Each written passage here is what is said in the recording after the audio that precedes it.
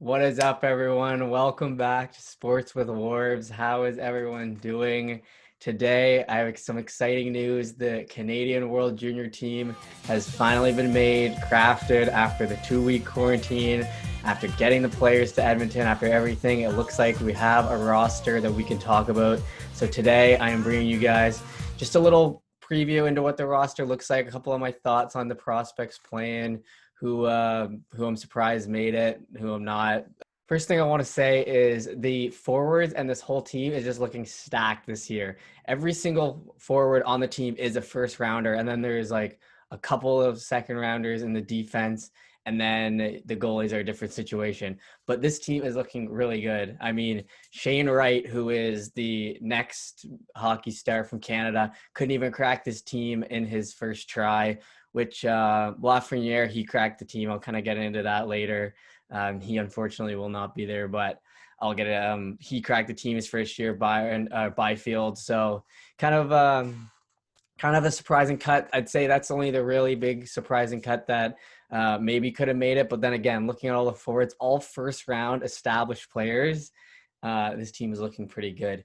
One of the storylines coming into it is a bunch of returning players are on this team. So, like I said, every player in the forwards have been drafted. That's pretty unusual. Usually we'll see one or two guys who we can kind of keep our eye on and then look forward to being drafted later in the year. But this year, all established guys by the looks of it.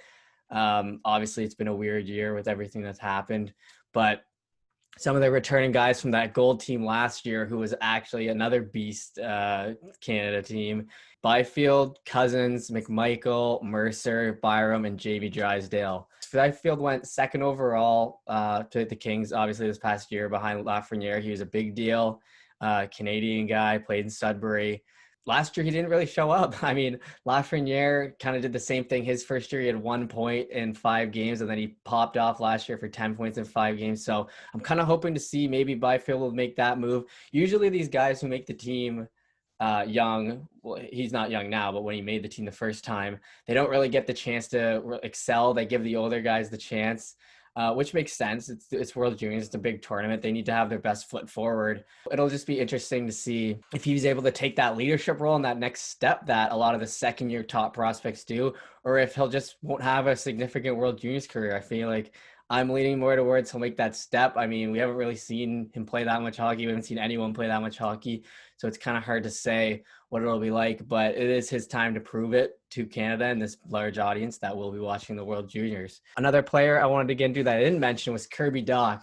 So this is a big deal because he's coming back from the NHL. He was playing on Chicago. He had a great playoff playing round against my Oilers last year. I watched him play. He put up 6 points in 9 games in the bubble, which is pretty good. And then he played 64 games. So to crack Chicago his first year and then play for the team and then have a chance to come back to play for World Juniors is rare and exciting because that does not happen much. I remember Nugent Hopkins, he went to the Oilers. They let him go back and play. To have a guy who excelled his first year in the NHL, because usually they want to protect the guys like the Rangers with Lafreniere, where they're like, well, we'll just want to see him play here. There's no point in letting him go, even though there is a point, but that's something else to be discussed.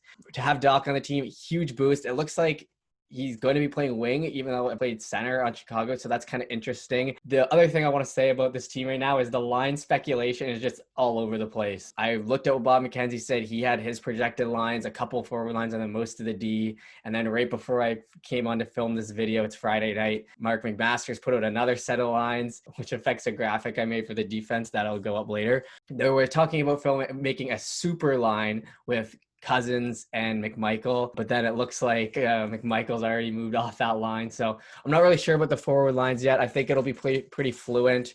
There's a couple of guys that seem to be set with partners, and then they're just trying to fill the rest. But this 25-player rosters kind of help out in getting a big group there. Moving on from him, I just got to give a shout out to my Oilers, the prospect who made it. Dylan Holloway, drafted 14th last year. He plays in the NCAA for the Wisconsin Badgers. He's had people are really excited about him, and he looks like he's had a good camp. He's a physical guy, so he'll be playing on one of those bottom lines probably, but it'll be good to see. You always like to see your favorite team have a prospect on Team Canada, but he's also going to be playing, by the looks of it, with Boston College's Newhook.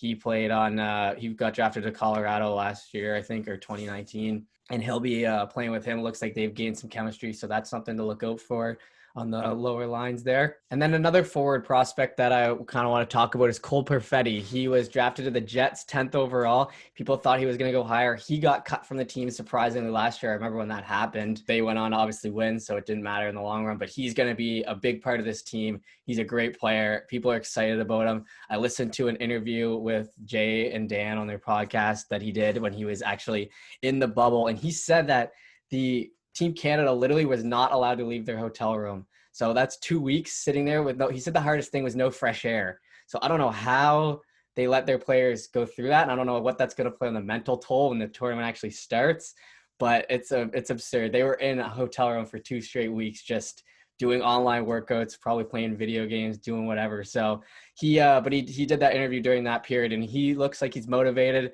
It's going to be good to see. A big prospect for a Canadian team, so that'll be interesting. And then I've got to move on to the defense. So this is what I said. I made the graphic that had the pairings, and it looks like they might have switched around a bit, but I still trust Bob McKenzie's word, obviously, so I'm going to keep it and put it up on the screen. Yeah, the defense is going to be solid. This is going to be another big point for them. They've got a top line of Drysdale and Byram, who have already played on the team and have won gold. So to have them as your 1-2 punch is going to be great for their first line defensive pairing. I mean, these guys are all studs. Like, this is a really good team. There's no weak spots in terms of the skaters. Yeah, that 4th overall for Byram, 6th overall for Drysdale. These guys are 2 top tier prospects playing on the first line, so that'll be good.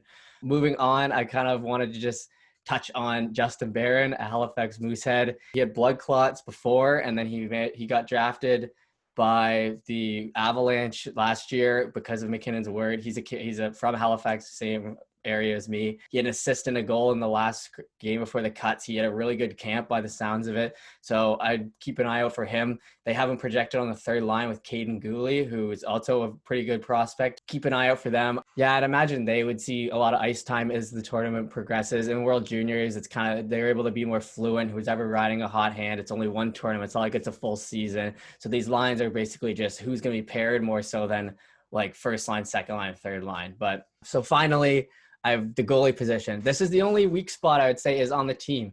Canada, I've talked about with John on the Hot Take Hockey. We've touched on this before, our World Junior preview we did a couple weeks ago. And Canada just has not put a lot into developing goalies. I mean, a lot of the other places do. The U.S. has really good goaltending. They had Spencer Knight get drafted, who played on their World Junior team. So that's something that they kind of have to be scared about. There's no clear-cut number 1 starter. This is the only position that actually has a player who hasn't been drafted. Everyone on Team Canada has been drafted except for one of the 3 goalies they're bringing. Just guess that's something that still needs to be discussed and discovered who is going to be the number 1 goalie for the tournament. But yeah, that's kind of my first thoughts on this roster. I'm excited to see it happen. It looks like other teams are dealing with COVID problems too, and guys can be leaving. Guys can be like kicked off teams, coaches. Like I think Sweden was looking for a coach in Canada because their coach got it. So things are very fluent, obviously still, but we will have the World Junior soon. We've got our Canada roster. There's a couple extra players I didn't really talk about. I can go into it more so as we approach the tournament or maybe when the games start. But yeah, that is the first impressions of the World Junior Team Canada roster. I'll see you guys later.